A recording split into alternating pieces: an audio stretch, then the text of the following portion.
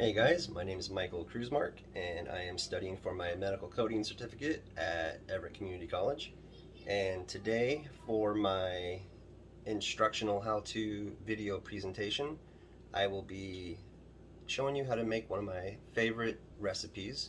Got the recipe from Sam the Cooking Guy. He is a YouTube chef.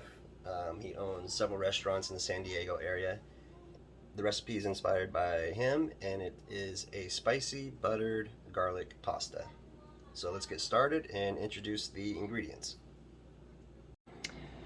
Okay guys, like I said, it's a very simple dish, not too many ingredients. Let's start with the base for the sauce. We got extra virgin olive oil and butter, and of course it's a pasta dish, so we have to have our cheese. Pasta, so we need noodles. I'm using linguine today.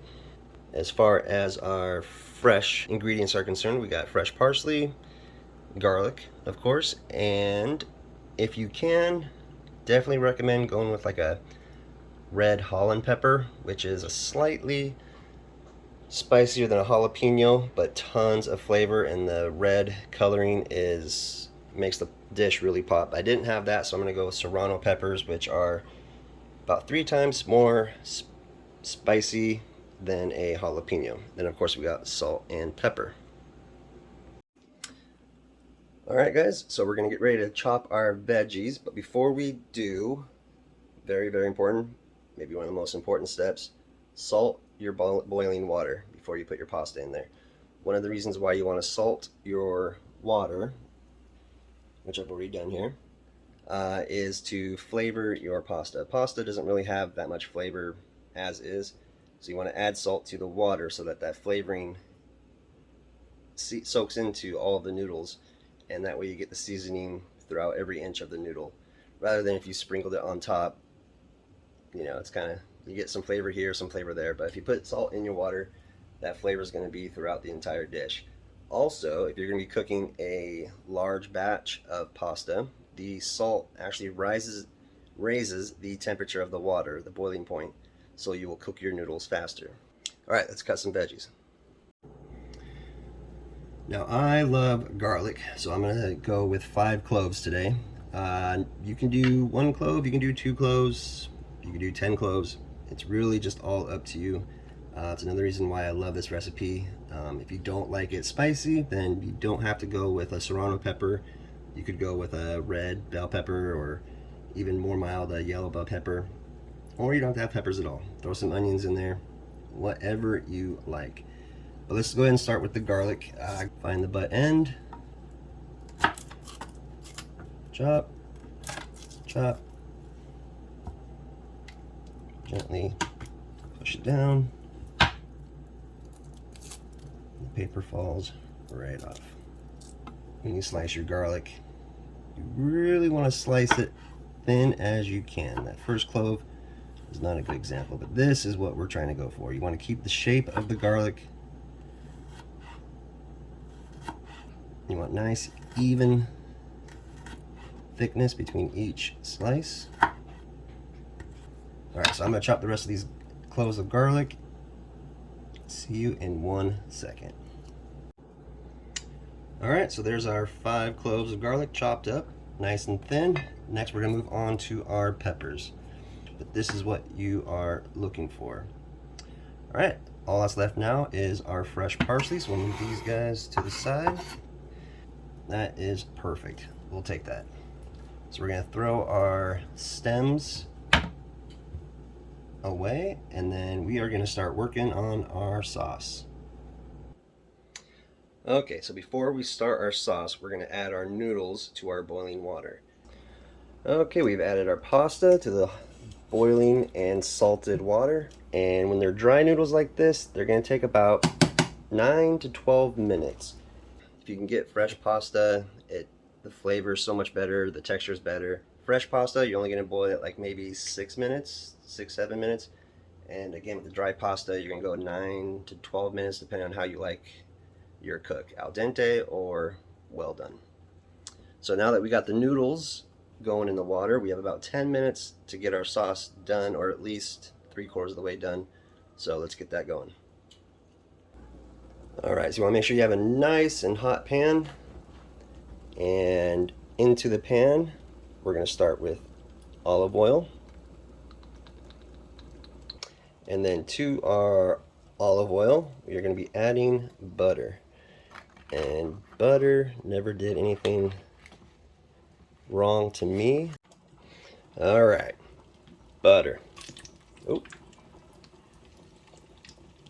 so that is a lot of butter, and that is a lot of olive oil, and that is okay. The reason why you want to do olive oil and butter is because the olive oil will actually protect the butter from burning. And we want butter because it's going to add a ton of richness to our sauce and a lot of flavor. So that is why we are using both. Time to introduce our garlic and our peppers. You just want to gently stir it, and what you're looking for is your garlic to slightly brown a little bit. You don't want it to burn, but you want to see some color. And this is pretty much going to be our sauce. At this point, if you wanted to kick it up a notch on the spice level, you could throw some red pepper flakes in there. I'm not going to because I'm already using the serrano peppers, and that should give it all the kick that it needs. Okay, so our noodles are perfectly al dente, and our garlic is starting to get a nice brown color around the edges of the. We're going to shake off some excess water, but a little bit of the water is okay because the starch that came out of our noodles, out of our pasta, and into the water, when we add that to our sauce, the starch is actually going to thicken up our sauce a little bit, which is perfectly fine. Okay, so like I said, we're not worried too much about excess water. You definitely want to shake off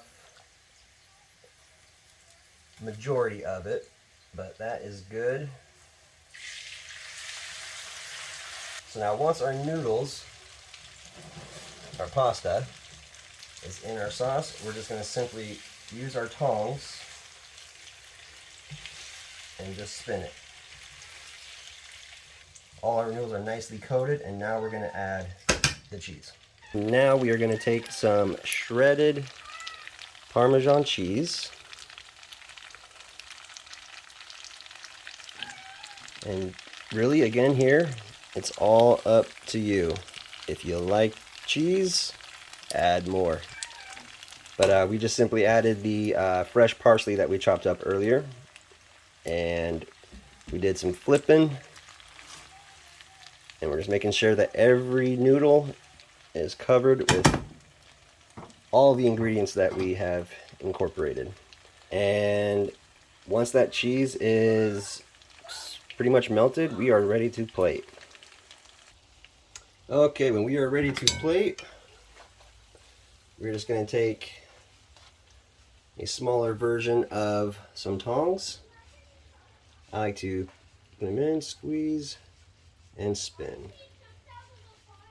Like so.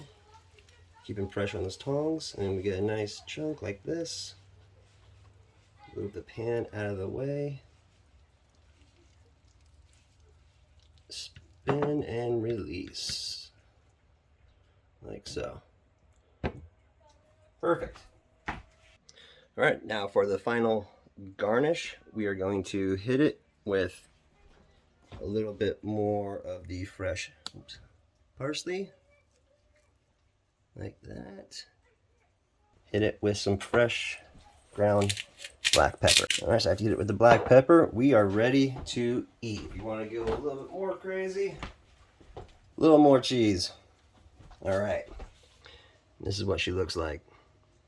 Nothing else to do now but taste it. All right, here we go. Taste test, just to show that it's edible.